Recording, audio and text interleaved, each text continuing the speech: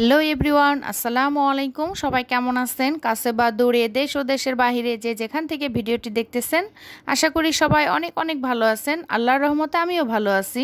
আমি কল্পনা টাঙ্গাল থেকে বলছি। আজকে আরেকটি নতুন ভিডিও নিয়ে হাজির হয়ে গেলাম। আশা করি ভিডিওটি ভালো লাগবে। ভালো লাগলে প্লিজ ভিডিওর শুরুতে একটা লাইক দিয়ে ভিডিওটি দেখা শুরু করবেন। তো এখানে সকাল থেকে ভিডিওটা স্টার্ট করলাম। তো এখানে রুটি আর আলু ভাজি করতেছি। আমার ছোট মেয়ের তো আলু ভাজি খুবই পছন্দ। আর এই ছোট্ট ছোট্ট আলু এগুলো আসলে ভাজি করলে ভালোই লাগে খেতে, কিন্তু ভাজি করাটা অনেক কষ্টকর, কারণ অনেক সময় লাগে। একদম পিচ্ছি পিচ্ছি আলুগুলা। এই আলুগুলা দিয়ে মূলত শিং মাছটা ঝোল করে খেতে ভীষণ ভালো লাগে, কবুতর রান্না করে খেতে। তো ভাবলাম আজকে আলুটাও ভাজি করি। তো সময় লাগছে ভাজিটা কাটতে, কিন্তু খেতে ভীষণ ভালো লাগছে। যে জিনিসটা আসলে করতে কষ্ট, এটা কিন্তু খেতেও ভালো লাগে। তো সকালবেলা রুটি ভেজে নিতেছি। রুটিটা আসলে মূলত আমি নিজে বানাতে পারি না, তো আমার হেল্পিং হ্যান্ড আপা উনি রুটি বানিয়ে দিতেছে, আমি ভেজে ফেলতেছি। তো ওনাকে দিয়ে একদিন পর পর দেখা যাচ্ছে রুটি বানিয়ে রাখি। একদিন রুটি বানালে আমার 2 দিন 3 দিন যায়। তারপর আবার বানিয়ে রাখি, আবার এইভাবে খাই আর কি, যেহেতু রুটিটা বানাতে পারি না। তো সকালবেলা নাস্তা আসলে কি করব এখন তো বাচ্চারা ঘরে, যেহেতু স্কুল বন্ধ, বড় মেয়ের পরীক্ষা শেষ, ছোট মেয়ের স্কুল বন্ধ। তো সকালবেলা উঠে তো আসলে ভাত টাত খেতে ভালো লাগে না, সেজন্য নাস্তা হালকা পাতলা এক এক দিন দেখা যাচ্ছে যে ব্রেড কিনে এনে বাচ্চাদের আর কি ফাঁকিবাজি নাস্তাটা করে দেই।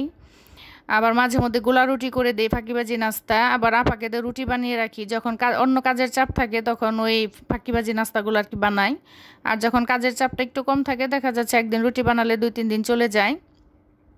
তো এইভাবে রুটিগুলো ভেজে নিতেছি। তো সকালে নাস্তা এখন করে নিব। আর সাথে আছে ডিম পোস্ট। দেখা যাচ্ছে যে আমার বড় মেয়েকে যত কিছুই দেওয়া হোক, সাথে একটা ডিম পোস্ট না দিলে হবেই না। আর ছোট মেয়ে ডিম পোস্ট খায় না, দেখা যাচ্ছে যে ও ডিমের কুসুমটা খেতে চায় না, শুধু সাদা অংশটা খায়। তো সকালে বলতেছে যে ও ডিম পোস্ট খাবে না, শুধু আলু ভাজি দিয়ে খাবে। ও এতই আলু ভাজি পছন্দ করে যে আলু ভাজি হলে আর সাথে আর কিছুই প্রয়োজন হয় না। তখন আমরা 3 মা মেয়ে সকালে নাস্তাটা আর কি করে নিব। এতো এটা বড় মেয়েটা আলু ভাজি, ডিম পোস্ট আর হচ্ছে রুটি। তো ছোট মেয়েকে খেতে দিয়ে দিছি। আর আমি কিছুক্ষণ পরে আর কি নাস্তাটা করে নিব, অন্য কাজটা সেরে আর কি মেয়েদের বেড়ে দিলাম। আর পাশাপাশি আর একটু কাজ আছে, সেরে আমিও নাস্তাটা করে নিব।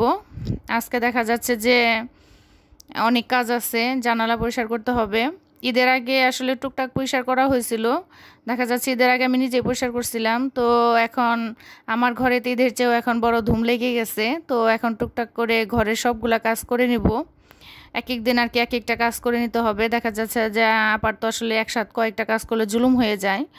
তো সেই জন্য সকালে কয়েকটা রুটি বানিয়ে দিচ্ছে, দিয়ে এখন আর কি এই জানালাগুলো ক্লিন করে দিতেছে। 2টা রুমে 4টা জানালা লেকড়া দিয়ে আর কি আস্তে আস্তে জানালাগুলো ক্লিন করে দিতেছে। এক এক দিন এক একটা কাজ করাবো ঘুরিয়ে ফিরে আর কি। জানালাটা অনেক সুন্দর পরিষ্কার হয়েছে।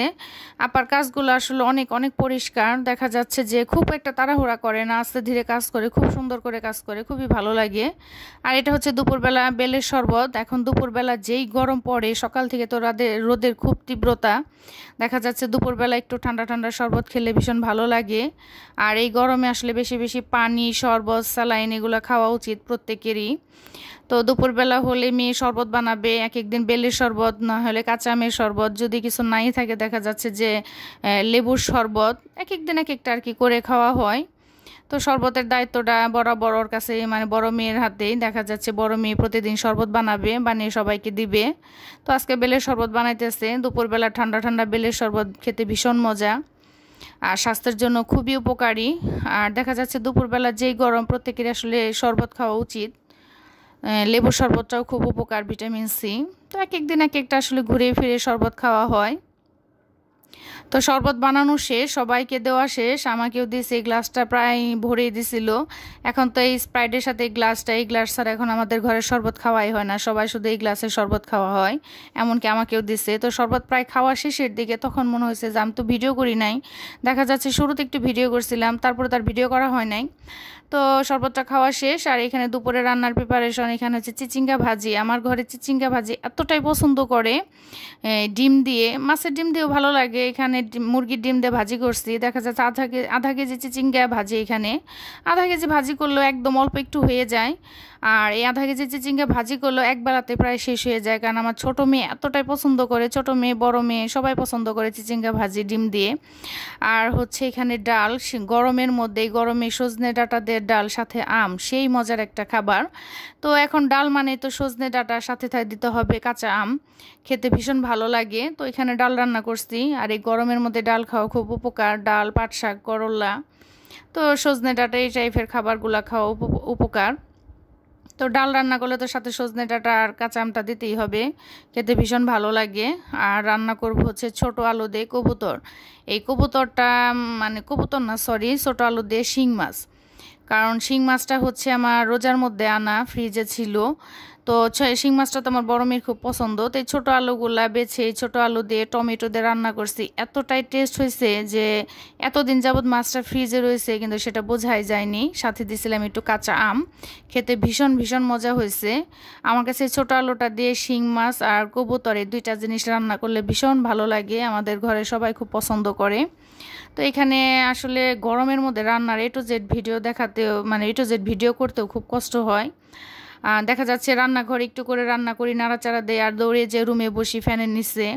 এত গরম আসলে অনেকক্ষণ রান্না করে থাকা যায় না। দেখা যাচ্ছে এই রান্না করতেছি, এই ফ্যানের নিচে যাইতেছি, এইভাবে আর কি রান্না টান্না করা হয়, আর টুকটাক ভিডিও করা হয়।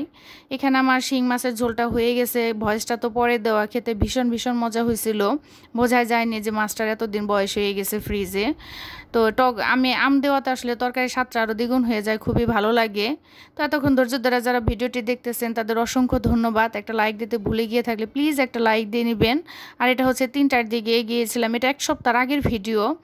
তো আমার ছোট বোনটা হঠাৎ করে একটা অ্যাক্সিডেন্ট হয়ে গেছে, ও বাচ্চা নিয়ে স্কুলে গেছিলো, ভাগ্যিস বাচ্চাটার সাথে ছিল না, আর বাচ্চাটা ননদের সাথে বাসায় চলে গেছিলো। তো বাসাল থেকে আর কি রোড পার হওয়ার সময় মোটরসাইকেলের সাথে ধাক্কা লেগে মোটরসাইকেলের বাড়ি খেয়ে পড়ে গিয়ে আর কি মাথাটা ফেটে গেছে। আল্লাহ অল্পতে বাঁচিয়ে দিছে, সবাই আমার বোনটার জন্য দোয়া করবেন।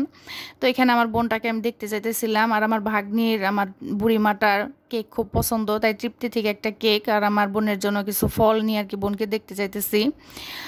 তো এখানে বাসাল যাইতেছে আর কি, টাঙ্গাইল থেকে বাসাল যেতে খুব একটা সময় লাগে না, 40 মিনিট হলে যাওয়া যায়। তো সিনজিতে উঠছি, আমার বোনটাকে আল্লাহ অল্প এসে বাঁচিয়ে দিচ্ছে, 2টা বাচ্চা আছে ওর, সবার জন্য দোয়া করবেন।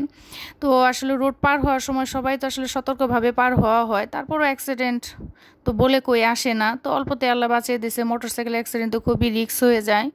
তো মোটরসাইকেলে ধাক্কা লেগে আর কি বাড়ি লেগে পড়ে গিয়েছিল, পড়ে গিয়ে শুধু মাথাটা ফেটে গেছে, মাথা ফেটে অনেক রক্ত বের হয়েছে। সাথে সাথে বাসাল হসপিটালে সবাই নিয়ে গেছিলো ওইখানে রাস্তার ধারে লোকেরা। তো তারপর মাথায় 3টা না 4টা সেলাই করা হয়েছে, এখন আল্লাহর রহমতে মোটামুটি আর কি ভালো আছে। তো দেখেন ভয়েসটা দিতে যে আমার গলার সুরটা ভার হয়ে আসছে, কারণ আল্লাহর কাছে লাখ লাখ শুক্রিয়া যে আমার বোনকে অল্পতে আল্লাহ বাঁচিয়ে দিছে, সবাই দোয়া করবেন। তো এটা আসলে আরেক দিনের ভিডিও, এই তো এক দিনের টুকটাক ভিডিও অ্যাড করে আসলে ভিডিওটা করা। এখানে মিষ্টি আলু পোড়া খেতে ইচ্ছা করছিল, সেই জন্য গ্যাসের চুলায় দিয়ে ঢিবি জালে আর কি মিষ্টি আলু পুড়ে নিছি। গ্রামে যখন থাকতাম দেখা যাচ্ছে গ্রামে লাকড়ির চুলায় রান্না করা হয়, সেই চুলায় আলু পোড়া দিলে দেখা যাচ্ছে আলুটার এত সুন্দর গ্রান ছুটতো, আর খেতে কি ভালো লাগতো, খুবই মজা। এই মিষ্টি আলু পোড়া খেতে কিন্তু খুবই ভালো লাগে। তো এখন তো আর এখানে লাকড়ির চুলা নাই, গ্যাসের চুলায় ঢিবি করে দিয়ে রেখেছিলাম, আলুটা খেতে ভীষণ ভালোই লাগছে, লাকড়ির চুলাটা বেশি মজা। আর এটা হচ্ছে আমার ছোট দেবরার জায়ের বিবাহবার্ষিকী, 1 বছর পূর্ণ হলো, 26 তারিখের ভিডিও এটা। আসলে এক দিনের এক টুকটাক ভিডিও দিয়ে আজকে ভিডিও সাজাইছি।